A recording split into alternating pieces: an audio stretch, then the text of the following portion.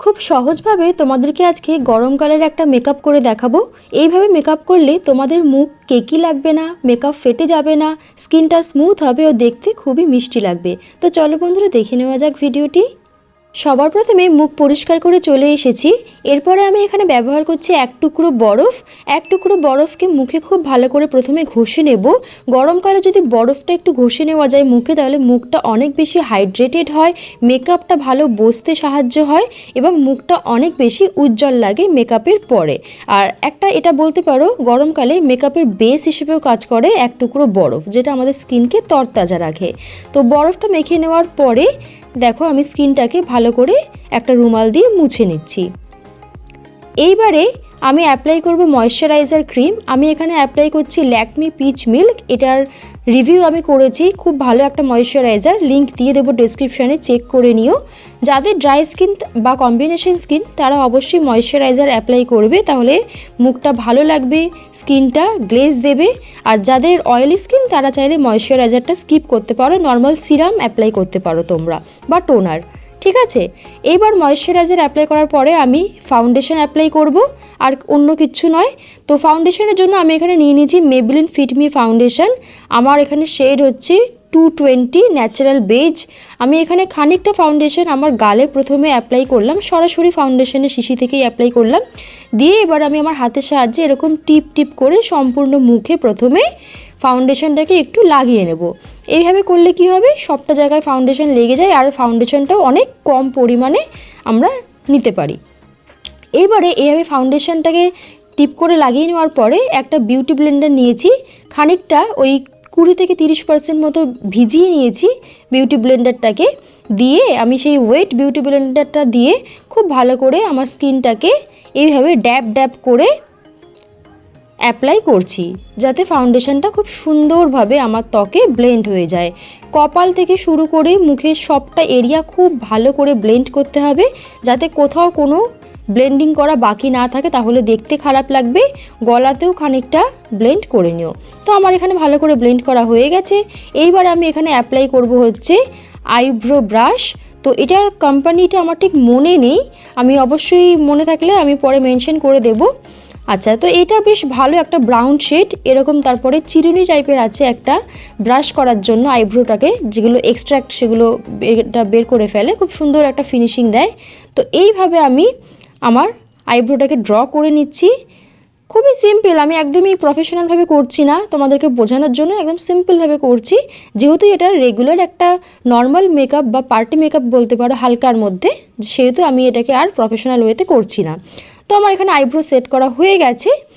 এবার আমি এখানে কি করব, দেখো একটা লিপস্টিক নিয়েছি, লিকুইড লিপস্টিক, সেটাকে আমি হাতের ডগায় একটুখানি নিয়ে নিলাম। এবার এটাকে নিয়ে না আমি অ্যাজ আ আই শ্যাডো হিসেবে কাজ করব। হ্যাঁ বন্ধুরা, দেখো একটা হালকা পিঙ্ক শেডের একটা লিপস্টিক, এটাকে আমি একদম অল্প করে নিয়ে আমার চোখের উপরে ডিরেক্টলি এইভাবে বুলিয়ে নিলাম। একটা তাতে হালকা পিঙ্ক শেডের একটা আভা আসলো, যেটা দেখতে ন্যাচারাল লাগছে, আর বেশি মেকআপ করেছিও সেটাও মনে হচ্ছে না, আর বেশ আইশ্যাডোর কাজও হয়ে গেল। তো এটা 2 in 1 বলতে পারো।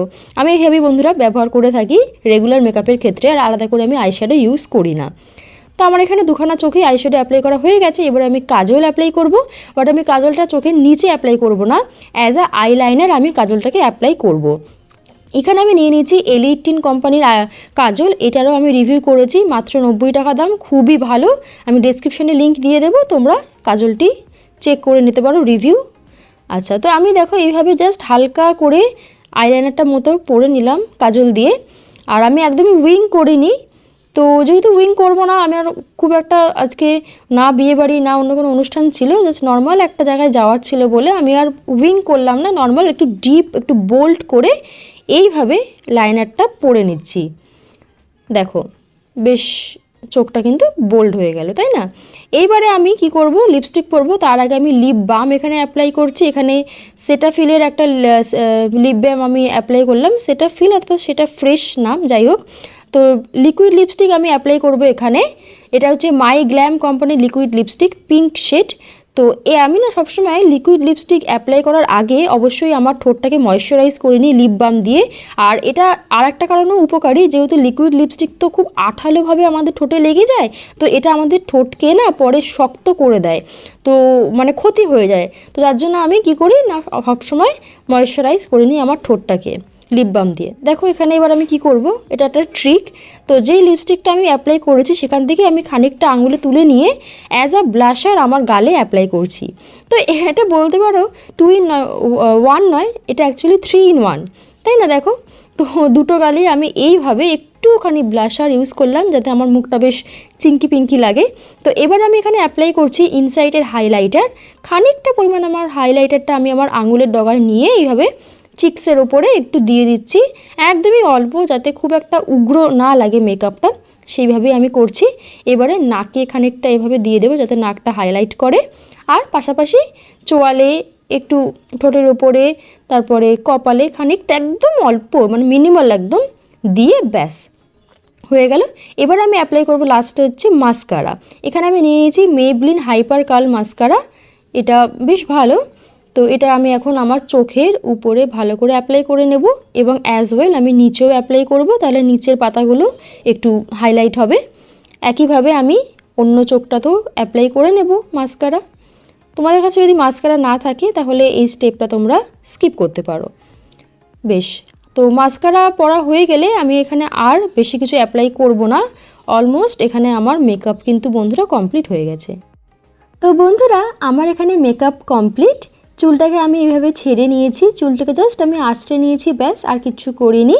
তো তোমরাই এবার বলো মেকআপটা আমার কেমন লাগছে। তোমরা এইরকমভাবে মেকআপ করে যে কোনো ছোটোখাটো পার্টিতে যেতেই পারো, তোমাদেরকে খুব মিষ্টি লাগবে দেখতে।